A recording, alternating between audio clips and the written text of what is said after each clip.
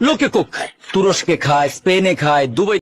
সারা বিশ্ব যেখানে কোকা-কোলাকে বয়কট করছে, সেখানে বাংলাদেশে চলছে কোকা-কোলার প্রমোশন বিজ্ঞাপন।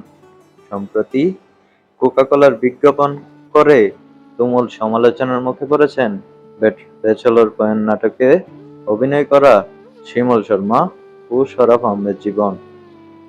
যেখানে কোকা-কোলার টাকায় ইসরায়েল গণহত্যা চালাচ্ছে নিরীহ ফিলিস্তিনের উপর, সেখানে কোকা-কোলা খেয়ে ইসরায়েলকে শক্তিশালী করার মানেই হয় না।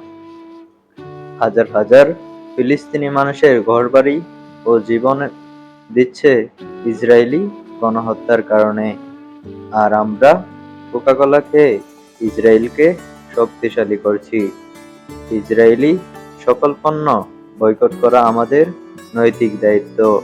আমাদের মুসলিম ভাইদের পাশে থাকার যে একটা সুযোগ রয়েছে, তা হচ্ছে ইসরায়েলি পণ্য বয়কট করা।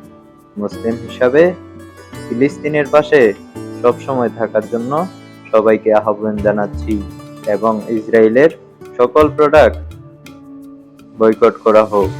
সবাই মিলে বয়কটের আওয়াজ তুলি এবং ইসরায়েলি কোনো পণ্যের কেউ প্রমোশন করলে তাকেও বয়কট করা হবে।